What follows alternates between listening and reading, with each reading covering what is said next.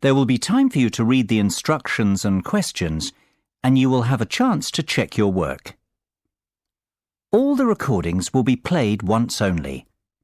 The test is in 4 sections.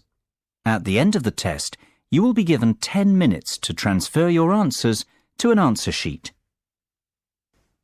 Now turn to Section 1. Section 1.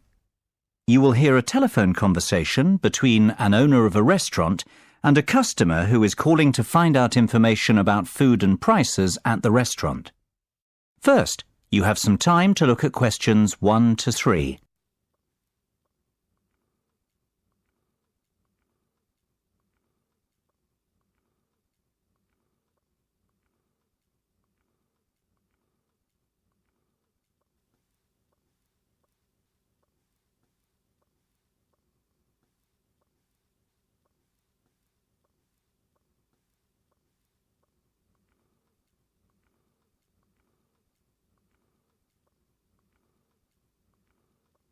You will see that there is an example that has been done for you.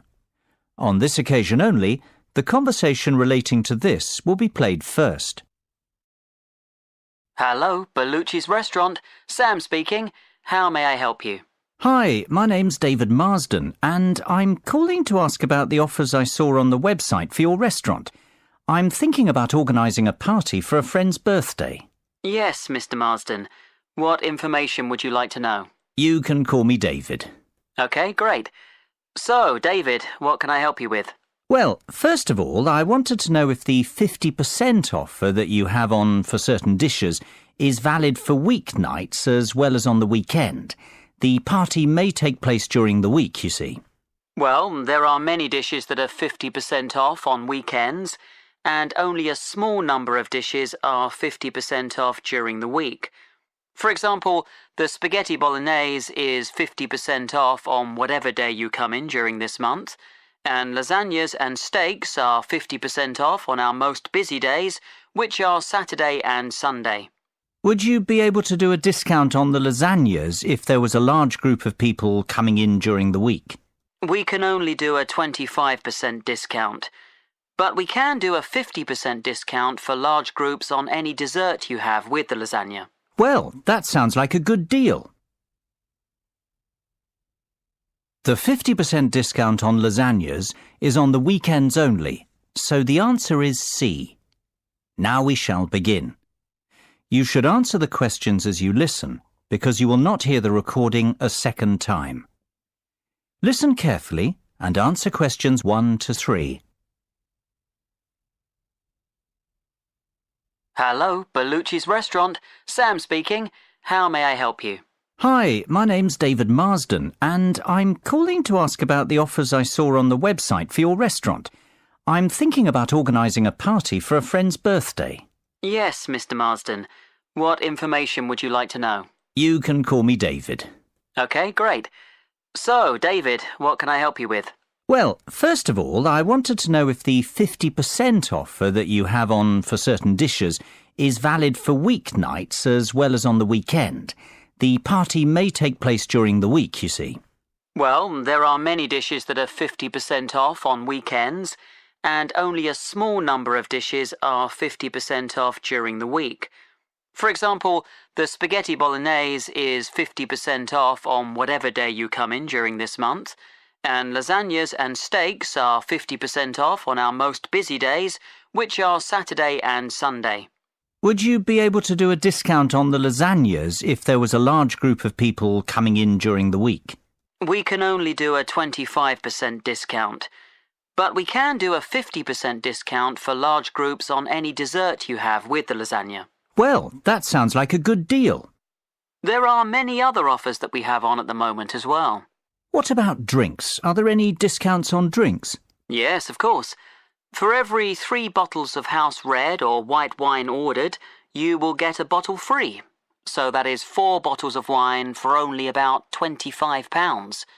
If you order 2 bottles of champagne, you will get half a bottle free of charge as well. That sounds like a really good offer. Which house wine do you stock? Most restaurants have French house wine and sometimes Spanish. but I think most of my friends will want to drink Italian wine. We normally serve French as the house wine, but we will be able to find a nice Italian one instead if you prefer. That would be great. What about champagne? We will probably order at least 2 really good bottles. How much would a good bottle cost? Well, you're in luck, because the champagne used to cost £25 per bottle, but now it's only £20 per bottle, so you'll save £5. Before you hear the rest of the conversation, you have some time to look at questions 4 to 10.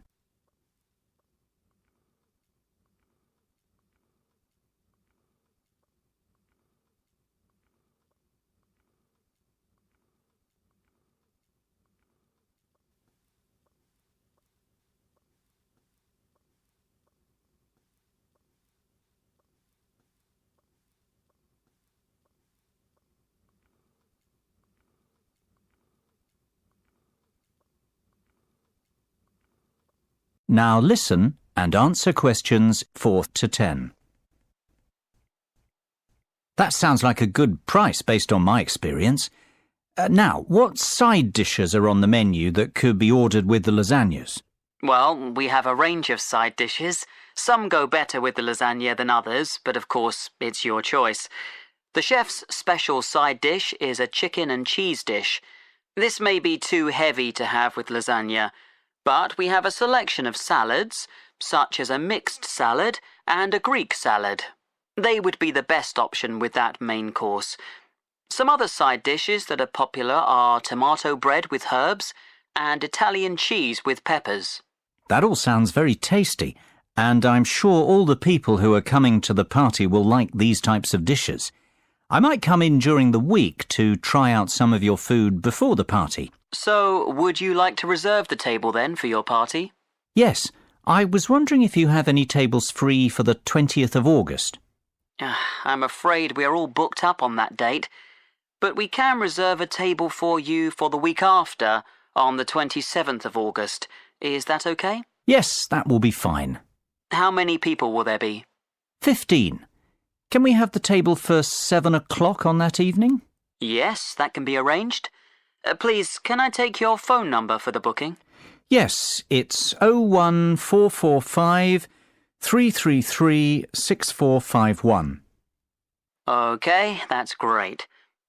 Can I also take your email address to send you information about the restaurant and update you about offers and evening entertainment? Sure, it's david.hamill@worthing.com.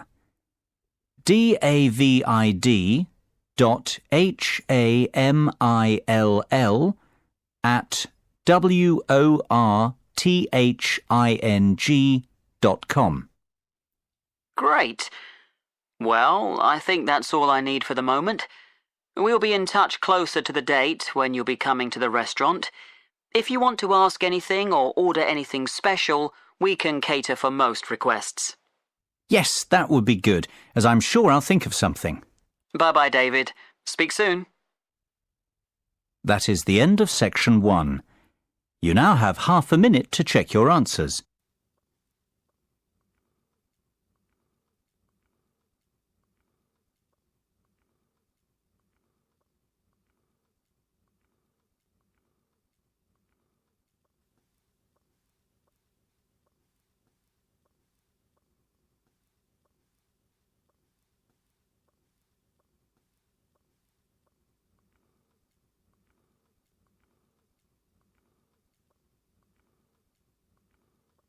Now turn to section 2.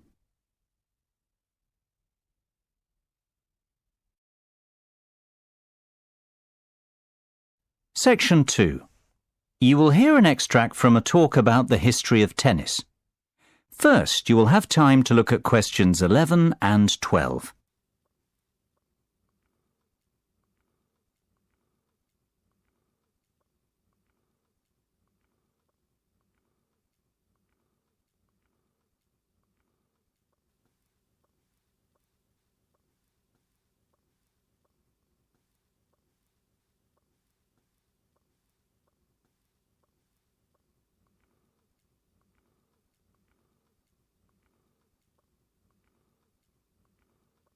Now listen carefully and answer questions 11 and 12.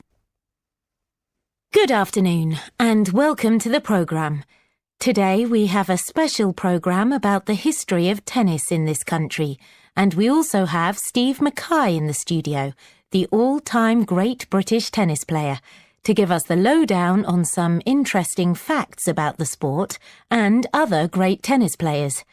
Steve, obviously tennis is one of the most popular sports broadcast on TV today. Can you tell us about the early days of tennis? Well, the medieval form of tennis is known as real tennis and eventually became lawn tennis, which is what we know today. Real tennis changed over 3 centuries from an earlier ball game played around the 12th century in France. This had some similarities to handball. People would hit a ball with a bare hand and later with a glove. People say this game was played by monks in monasteries. By the 16th century, the glove had become a racket. Real tennis spread in popularity throughout royalty in Europe and was the most popular in the 16th century. Before you hear the rest of the conversation, you have some time to look at questions 13 to 20.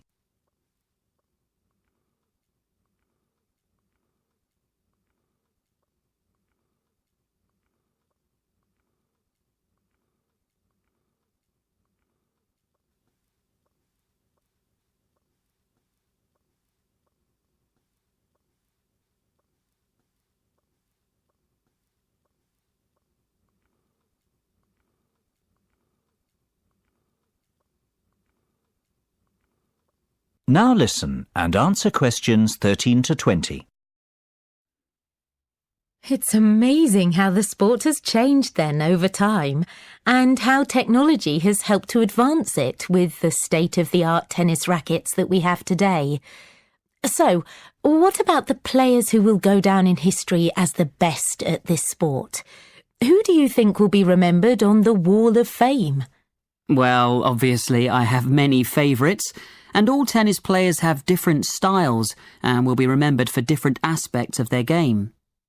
The first player, though, that has to be mentioned is the great Bjorn Borg. He will go down in history due to the fact that he won 11 Grand Slam singles titles between 1974 and 1981, 5 at Wimbledon and 6 at the French Open. Born in '56 in Sweden, Borg became the youngest winner of the Italian Championship just before his 18th birthday, and 2 weeks later, he was the youngest winner of the French Championship. Borg is the only player in the Open era to have won both Wimbledon and the French Open in the same year more than once. Another very important tennis player is Boris Becker. He was born in 1967 in Lyman, West Germany, and he is a 6-time Grand Slam singles champion. Since he retired in 1999 from the professional tour, media work and his personal life have kept him in the headlines. An interesting aspect of his career is the fact that he was the youngest ever male Grand Slam singles champion, winning Wimbledon at 17 years, 7 months. Moving on to our next great player, we have Pete Sampras. He was born on August the 12th, 1971 in Washington, D.C., and during his 15-year career, he won 14 Grand Slam men's singles titles. His flair for the game was evident at age 3 when he discovered a tennis racket in the basement of his home and spent hours hitting balls against the wall. His parents are of Greek origin. He has given some truly unforgettable performances on the court over the years. The final player I will mention is the great Andre Agassi. He was born on April the 29th in 1970 in Las Vegas, Nevada. During his career, he won 4 Australian Open titles, 1 French Open, 1 Wimbledon, and 2 US Open, which gives a total of 8 Grand Slam titles. An interesting aspect of his career was that he turned professional at the age of 16, and his first tournament was in La Quinta, California. He won his first match against John Austin 6-4, 6-2, but then lost his second match to Mats Wilander 6-1, 6-1. By the end of the year, Agassi was ranked world number 91. These players really have achieved a great amount in their lives, and they will be talked about for years to come, especially when the Wimbledon Championships come round in June. Steve, which one is your ultimate favourite? Oh, I just can't answer that. They all evoke great memories in the world of tennis, and they have all contributed so much to the game. Their names will always be inscribed on the wall of champions. That is the end of section 2. You now have half a minute to check your answers.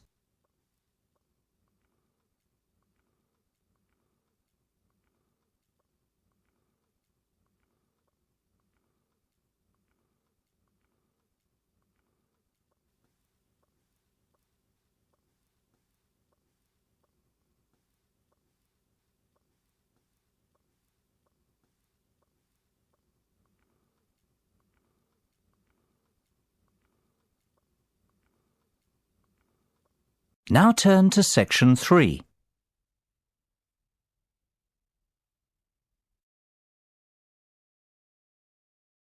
Section 3. You will hear 4 students discussing a conference they want to organise at their college. First, you have some time to look at questions 21 to 27.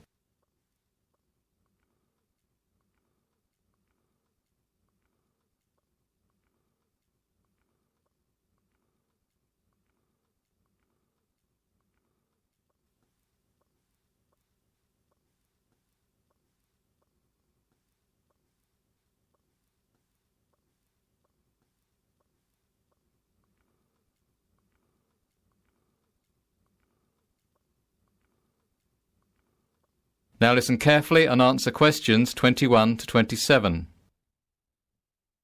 So, Mr. Peters has finally agreed that we can organise this year's college conference.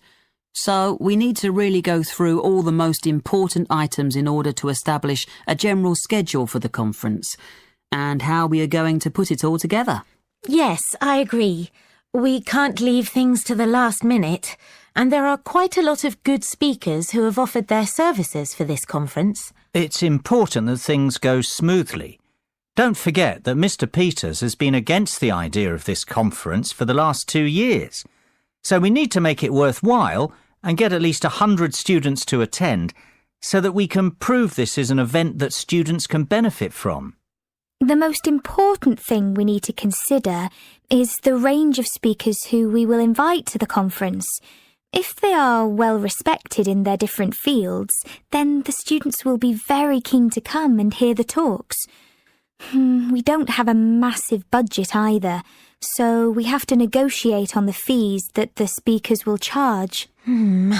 Sam, you mentioned before this meeting that you have had some calls from some interesting potential speakers. Can you give us the lowdown on the rough list that you have at the moment? Yes. The main person on my list, who is an expert in the field of business management, is Professor Harmon. He would be good at running workshops where students can discuss how to start a business, and he likes to include role plays, which make the sessions more interesting. Yes, I've heard of him, and people have told me that he is dynamic and interesting. He doesn't like just giving lectures. He likes to get the students involved more in the discussion. We should definitely send him a formal invitation. What about another area of study, such as maths? Well, I have done some research on Mr. Steve Bishop. I heard about him because my brother went to see him give a lecture at a university in his area. Apparently, he is well respected among many universities in England for his knowledge in the field of maths. He has even done some research with some famous mathematicians. My sister studies maths at university, and I think he came to her university too to give some extra lectures. He would be a good one to keep on the list. I could send the invitation to him if you want, Sam. That would be great, thanks. We have speakers now to talk about business and mathematics, so it would be a good idea to invite someone who is an expert in an arts subject, like English or drama. I haven't actually got any ideas for arts subjects. Well, I'm planning to do drama at university, and I know of a lady who is the head of drama at a well-known university. Her name is Sandra Bolton. She would give some drama seminars where students can discuss aspects of theatre and production in smaller groups. I also know a professor called Mr. Max Wallington. He is a professor of English literature, and he would come and give a lecture about Shakespeare. I'll send invitations to Miss Bolton and Mr. Wallington then. Great! That's 2 art subjects covered then. The final main subject area we need to think about is science. Dave, you want to study biology at university, don't you? Do you know of any professors we can contact? Well, there's the famous Professor Sean O'Brien. He's done quite a lot of work in the field of genetics. I'm sure all the budding scientists will really want to come and hear him speak. As well as this, there's the mad scientist Jeff O'Hara, who is very knowledgeable about Albert Einstein, and he can come and talk about his famous theories. Perfect! Now that we have some speakers in mind to cover the main areas of study, we need to think about the administration and organisation of the conference. To start with, we need to send the invitations out to all the speakers we have agreed on school-headed paper. Kate, Lucy and I will take care of that.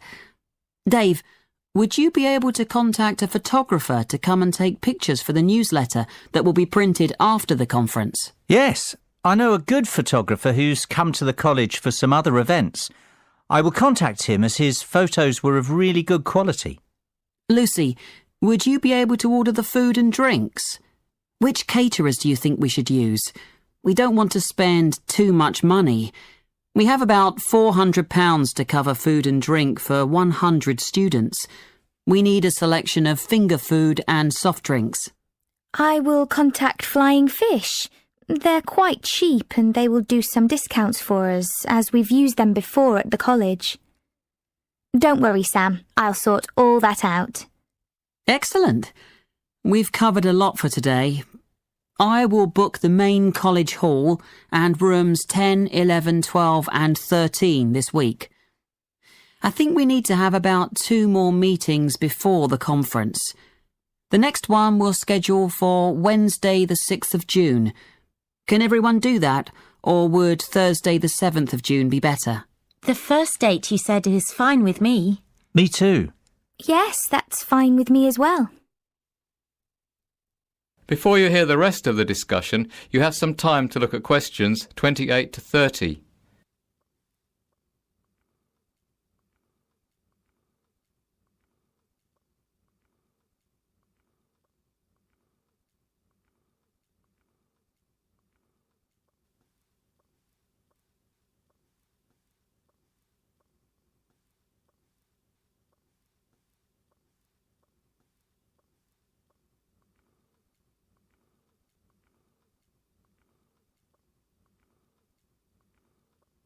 Now listen and answer questions 28 to 30.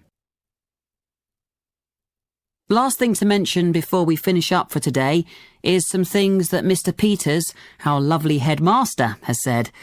As we said at the beginning, he hasn't been so enthusiastic about this conference, and he has given us some rules we have to stick to during the conference. I've made a photocopy of them for everyone. I think we should just go through them now to get them out of the way.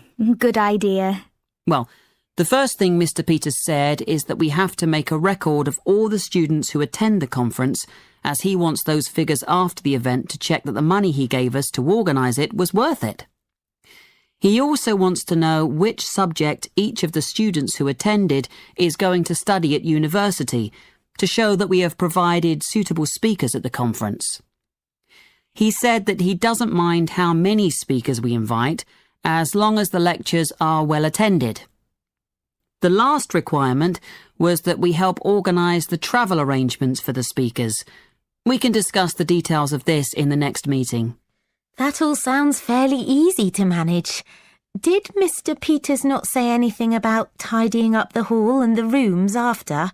I would have thought that he would have said something about that. That wasn't something on the list. I could check with him, but the cleaners who clean the college on a regular basis might tidy everything up. They would just have to be paid a bit more. I don't think the conference will produce too much mess anyway. It would be good to get some help with all that anyway. Yes. So, that's everything then. Let's go for lunch now. I'm starving. We can speak about the next lot of things at the next meeting. That is the end of section 3. Now you have half a minute to check your answers.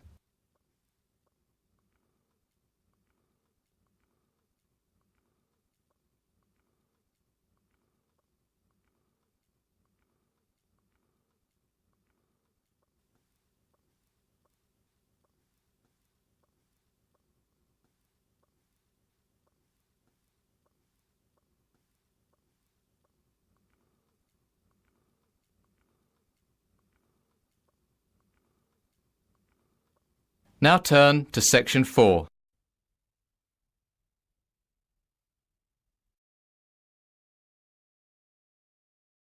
Section 4. You will hear part of a lecture about healthy eating. First, you have some time to look at questions 31 to 40.